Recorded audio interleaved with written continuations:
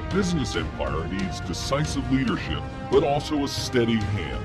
For over 40 years, Charlie Munger has been the ladder for Berkshire Hathaway. As Berkshire's vice chairman, the 95-year-old Munger is Warren Buffett's right-hand man. He's also an investing legend in his own right.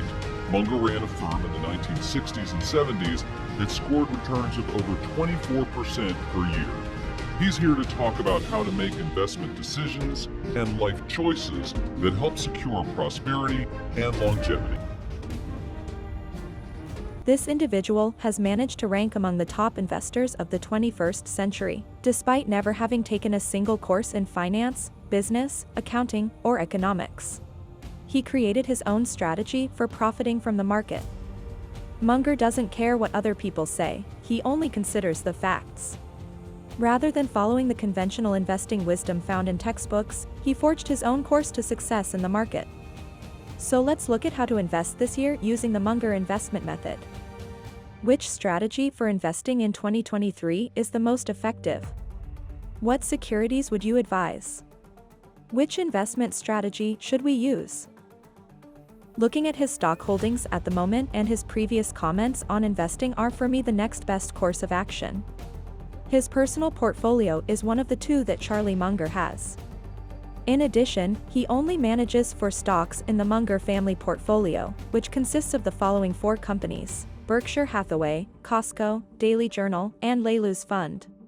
Well, it may be that you have to choose the least bad of a bunch of options. That frequently happens in human decision making. And the Mungers have Berkshire stock, Costco stock, Chinese stocks through Leilu, a little bit of Daily Journal stock, and a bunch of apartment houses. Do I think that's perfect? No. Do I think it's okay? Yes. I think the great lesson from the Mungers is you don't need all this damn diversification. That's plenty of it. You're lucky if you've got 4 good assets.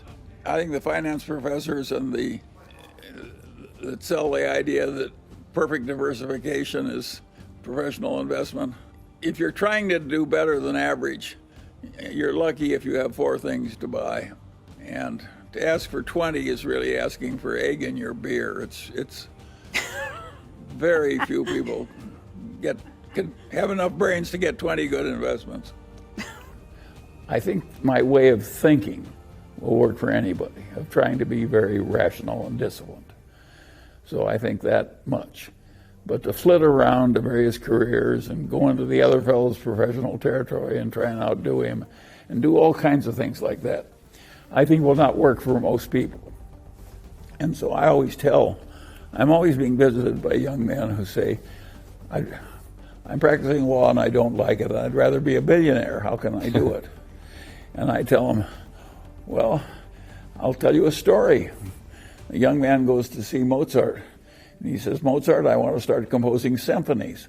And Mozart said, how old are you? And the guy says, 22. And he says, you're too young to do symphonies. And the guy says, yes, but you were 10 years old when you were composing symphonies. And Mozart says, yes, but I wasn't running around asking other people how to do it. Right. So I think this flitting around business is something not everybody should try. Yeah, I think if I tried it again, it might not have worked as well. You said just figure out how I may to have do been something quite and do lucky. it. Why were you were lucky? Yeah, I think I had some luck, yeah.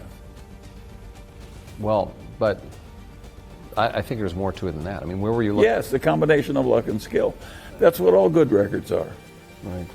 So many of you now who want to be rich by going into finance. And of course, that multitude is not going to all get rich. And of course, 99% will be in the bottom 99%.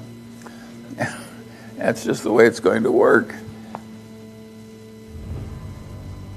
If I look at the people in my generation who were the nerds who were patient and rational, eventually did well, who lived within their income and worked at being sensible, and when they saw an opportunity, grabbed it pretty fiercely and so forth.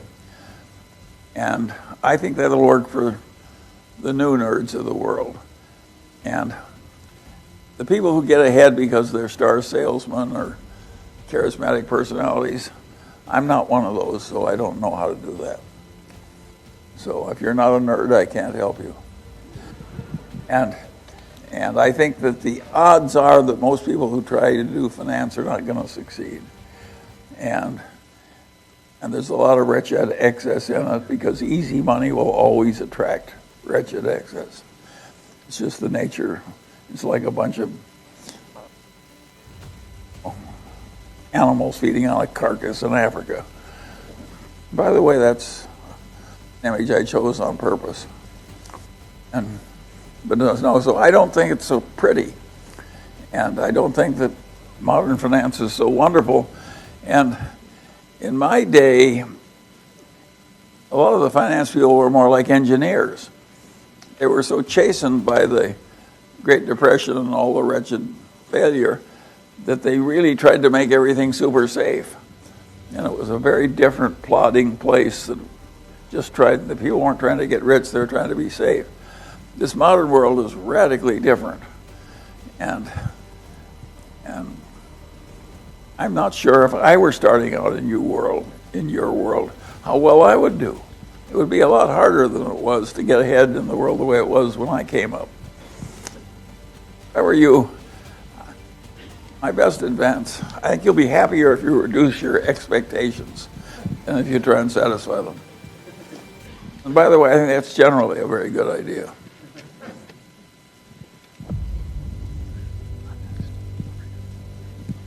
It sounds silly, but it's so obvious. You know how many of us are fairly content with pretty moderate success? That is worth knowing, because that's what most of us are going to get. The most good is a learning experience with seeds candy. It just, the power of the brand, the unending flow of ever-increasing money with no work.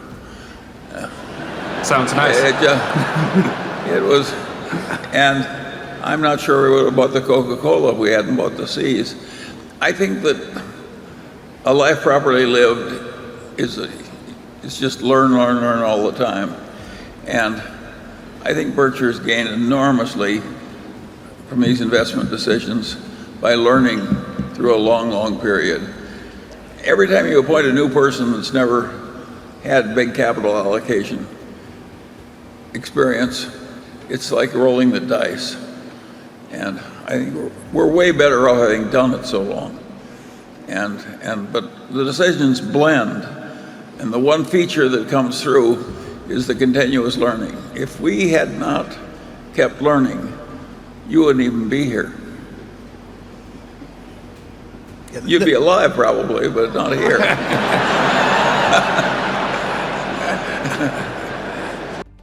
This approach to investing with Munger has some lessons for us. I appreciate you viewing so much. I'll see you in the following video. Don't forget to hit the subscribe and like buttons to be informed about the new cryptocurrency movement.